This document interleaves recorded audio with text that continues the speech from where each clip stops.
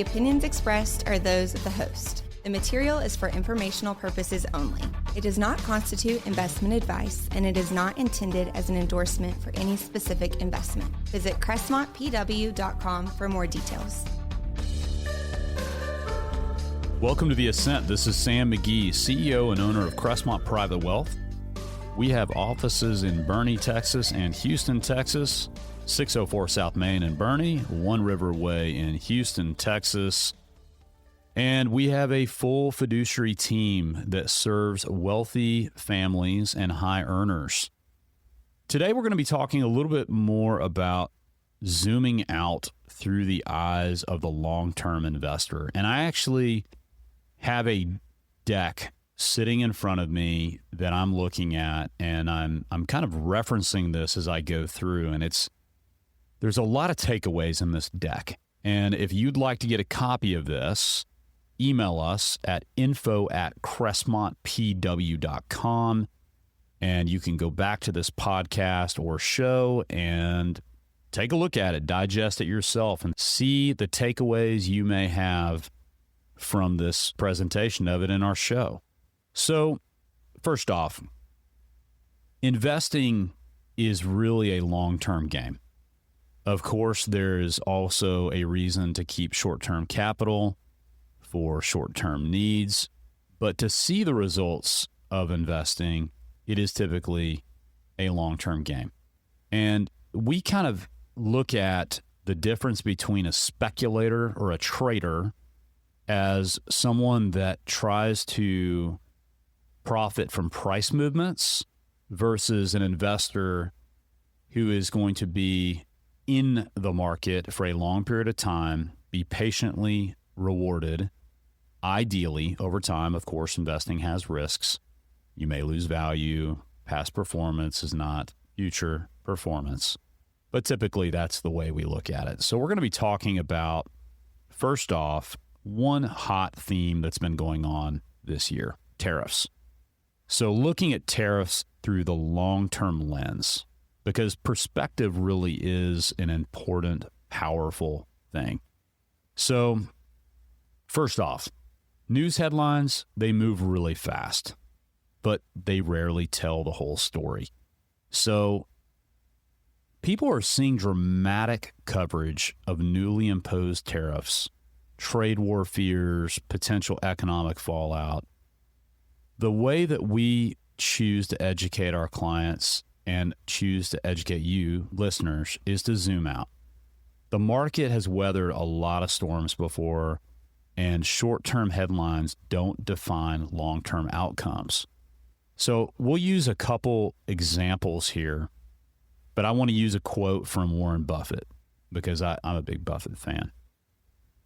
And I do quote, "The most important quality for an investor is temperament, not intellect." And I believe that is very true. The ability to control your own emotions during short-term fluctuations is so important. You don't have to have a Harvard MBA to be an intelligent investor. I do think mastering your temperament is really, really important. So we're going to use an example of some tariffs that happened before. So many of you will remember this, some of you will not. And unfortunately, the most recent news is always going to be the most recallable, and we call that recency bias. But back in 2002, there were steel tariffs. So there were tariffs that were enacted on foreign steel to protect U.S. manufacturers back in 2002. And markets did see short-term fluctuations. But ultimately, they continued their long-term upward trend. So what is the takeaway with that? Tariffs are not new. They've been part of market cycles for a long time. Investors who are long-term, who stayed the course, have been rewarded for their patience in the past. What's the big picture? Tariffs are not new. They're part of market cycles. They've been around for decades at different amounts and different times. And long-term investors who stayed the course were rewarded for patience. Back in 2018, in the first term of Trump's office, there were tariffs. These 2018 tariffs sparked concerns about a U.S.-China trade war. And despite the noise, the S&P 500 ended the year nearly flat and went on to post strong gains in 2019. So what's the point there? Markets can absorb uncertainty. It's not about avoiding the volatility, but managing through it with discipline and perspective. Now, this doesn't mean that what happened before happens again, okay? There's all sorts of disclaimers that we have on our show, and obviously, today's market is not yesterday's market. You can lose value, but you have to take a look at big picture perspective and see how things have maybe gone in the past to really understand that, history can repeat itself. Let's talk about bull and bear markets since 1950. Since 1950, bear markets have been followed by bulls, and the bulls last longer and run higher. What's the big picture? The big picture is that volatility is part of investing. And I'm looking at a graph here, and if you want a copy of this, we'll send it to you. Email us at info@crestmontpw.com, and we'll get you signed up to our newsletter, as well as this content that I'm looking at here. But I'm looking at a graph since 1950 that shows the ups and downs of the market and recessions all the way back to 1950. And it's interesting because it's showing how markets have performed since 1950 in green and in red. And the observation is, yes, we have recessions. We have economic slowdowns. But yes, we also have market growth that is followed by recessions and followed by economic and financial downturns. Why is this so important? This is important because there is a value of staying invested. Now, obviously, each individual has their own unique situation. This is not meant to be construed as investment advice for you specifically. Consult your advisor.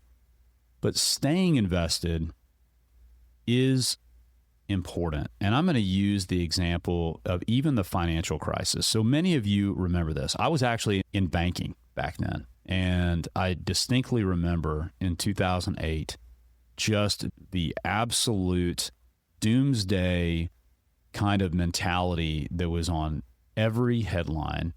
It just was kind of doom and gloom. It was a terrible time to work in the industry.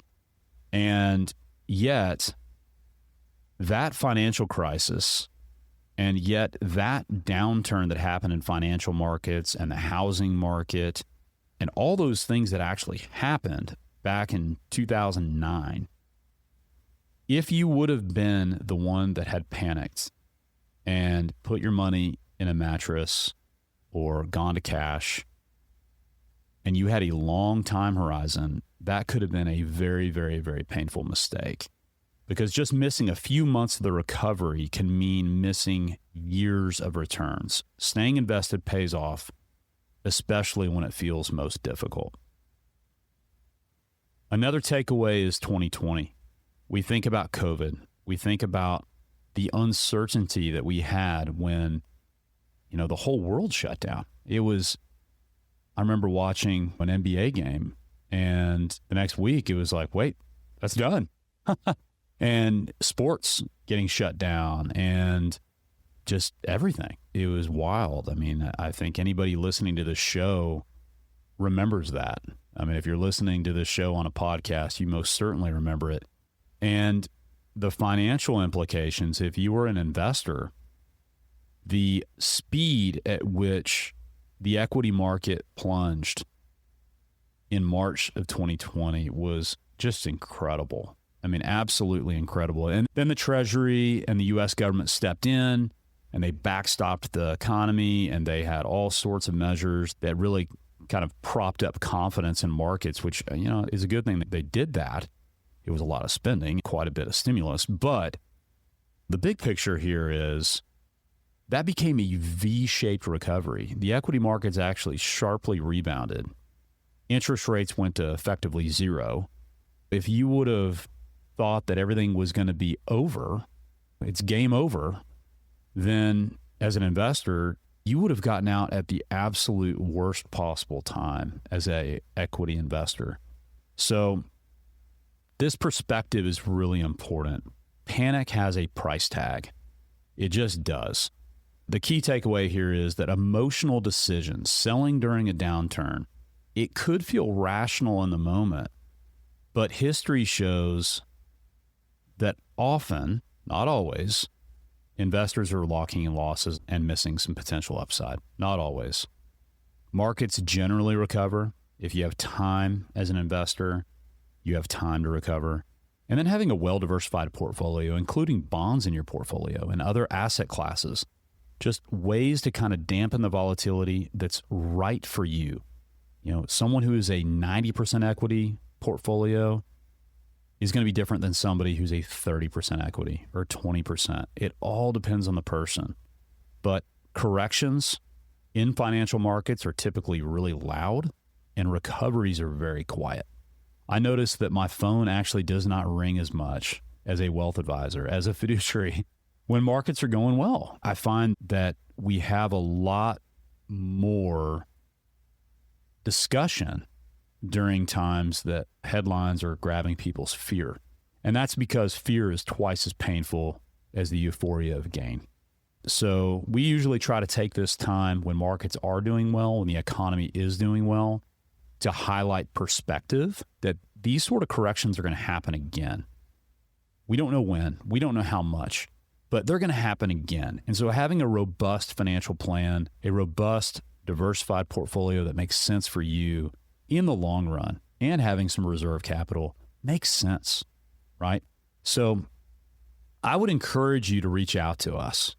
CrestmontPW.com. There's a contact form there, or you can email us at info@CrestmontPW.com. These sets of talking points and this deck that I'm reading from is just really kind of a handy little guide. We're looking at a total of 13 pages, and it's just talking about history, corrections, times that we've seen in our parents' history as well as our own. I mean, it goes back to the dot-com bubble, the Soviet Union collapse, the 1990 recession, the Asian financial crisis. If you haven't heard of these, that's because it's in the rearview mirror. But we don't know what the next thing is going to be. And being prepared for that is huge. Consult your advisor. If you don't have an advisor and you're seeking one and you happen to be a high net worth or high earning professional, we'd love to hear from you. My name is Sam McGee. I'm the CEO and owner of Crestmont Private Wealth. We are a fiduciary wealth advisor with 2 offices, one in Houston, Texas and Boerne, Texas. And today we're talking about long-term perspective of investing, corrections, as well as the behavioral finance part of being an investor. Really pointing out the things that do happen, are likely to happen, which is corrections, and the takeaways resulting from learning from history, which is staying the course. If you have a robust plan, you have a good income plan, you know where you're going to get your dollars to pay your expenses, and you feel really good about your portfolio in the long run, trying to take corrections with a grain of salt and being prepared with emergency capital, very, very, very important. So I hope this has been useful to you. We have talked a little bit about tariffs. We've talked mostly about behavioral finance and history, bulls and bears, and panic having a price tag. We hope this has been useful to you. And if you have any comments for us, reach out to us. We love hearing from our listeners, knowing what topics are important to you. And if you have one that you want to hear about, or if you'd like to be a guest on our show and you've got a great topic, let us know. We'd love to hear from you. info@CrestmontPW.com. I hope everyone has a great weekend, and God bless.